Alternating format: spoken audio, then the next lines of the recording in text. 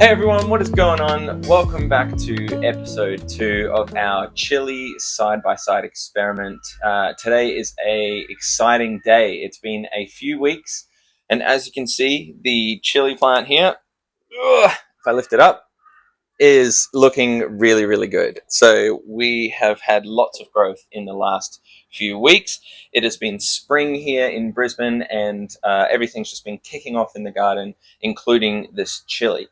Now, today we're going to be cloning the chili. So we're going to be taking some cuttings from this plant and trying to generate our 3 identical clones that we're going to be running in our side-by-side comparison.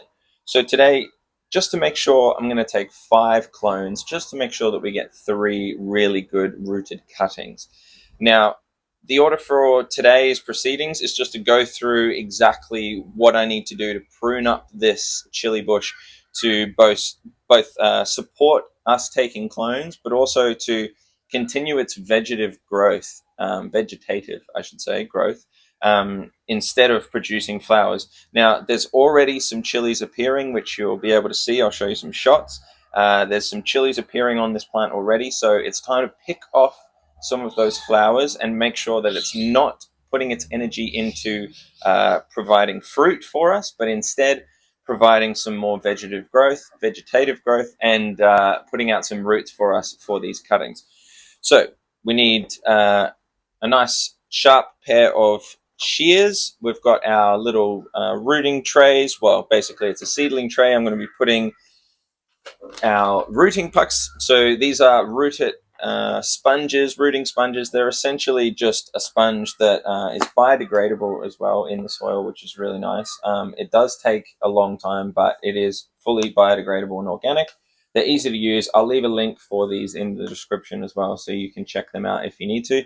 They're very, very simple for rooting cuttings. So I put those rooted cuttings into this nice big glass of water and aloe vera. So firstly, I took some cuttings from our aloe vera plant out in the garden and popped them in the NutriBullet and blitzed it round and added some water. So now they're here soaking in the solution. Aloe vera is actually a really good natural rooting solution. So it's going to help stimulate those roots to grow in that root zone. So what we're going to do is pull one out. I'm going to give it a gentle squeeze. As you can see, there's some liquid coming off there. So we don't want too much liquid sitting in the puck. So once the puck's in, we're just going to pop it in the rooting tray and leave it there. I'm going to do the same for all 5 of these really quickly now. Gentle squeeze.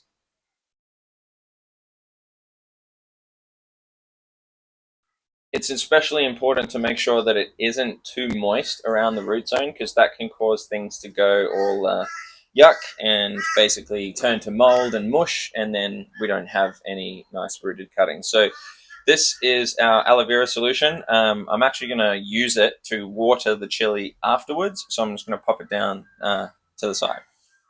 Alright, so next step is to jump in and take some of these cuttings. I'm going to jump into the studio and do the voiceover so that I can show you these shots as I'm cutting this up and popping it into the rooted cuttings, so you can see the process of how we get to that, and then we'll come back to here and show you the finished result. So first of all, the job is to clean up a little bit of the leaves down there just to see what I'm working with. I'm going to do this anyway and clean up the legs of this chili plant, but we may as well see what we're looking at first and foremost. The first one I'm going to take is this one here. I'm making sure to cut just below the leaf node where our roots are going to come out. I'm also going to do a little bit of cleaning up here as well, just to make sure that these leaves aren't expending any extra energy. So we want our little cutting just to focus on root growth. So these little fruiting flowers and peppers have to go as well. You can reduce some more leaves, but I like to leave it just as a nice sort of 3 to 4 leaf clone like this. And that's one done.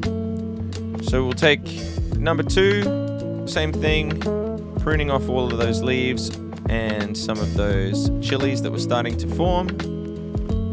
Let's do the same for number 3, and the last one here, I wanted to show you actually has a branch that's kind of competing with the main one there, so this is a really good one to take as a clone. You could potentially try and make 2 out of that, but I'm just going to make 1. Next step is to put the clones inside their rooting pucks. If I pull one up here, you can see it's secure, it's holding nicely, and the roots were going to form nice and central in that puck. You also have to be careful you don't push too hard, as you can see what I've done there and shot it out the side. Quick readjustment and we're back to normal. I'll continue on to make sure that they're all nice and snug in those rooting pucks, and at least one of those root nodes, if not 2, is sitting securely inside. So there we have it, our 5 final chili cuttings ready to root. Alrighty, so we've got our cuttings. Hopefully that gave you a good idea as to how to take some clones. Generally speaking, chilies and peppers are quite easy to propagate in this way, same as tomatoes. So making sure that they're sitting in those root pucks nice and strong. What I'm going to do is put a humidity dome over the top, and I'm going to put them in a nice bright lit spot, but out of direct sunlight, because we do not want that heavy bright sun going straight on these really small vulnerable seedlings with no roots in them. So the goal is to generally progress them from a low light situation into that full sun once they've got some roots. So we're starting in a nicely lit but not full sun area. Okay, as for the main chili plant here that you can see, I have, let's lift it up a little bit. I have popped all of the cuttings that I took off it. As you can see, it's completely cleaned up under here. It's got bare legs now, so I've popped all of the cuttings down into the mulch layer and chopped them all up nicely and put them through.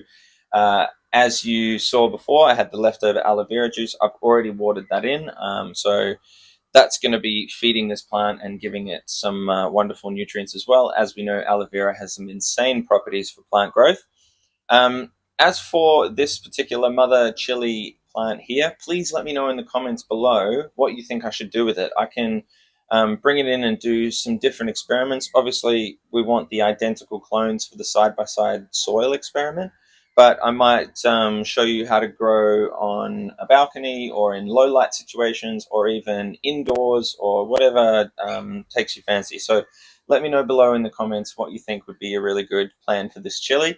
Hopefully I'm going to have some chilies for my own for this season off here.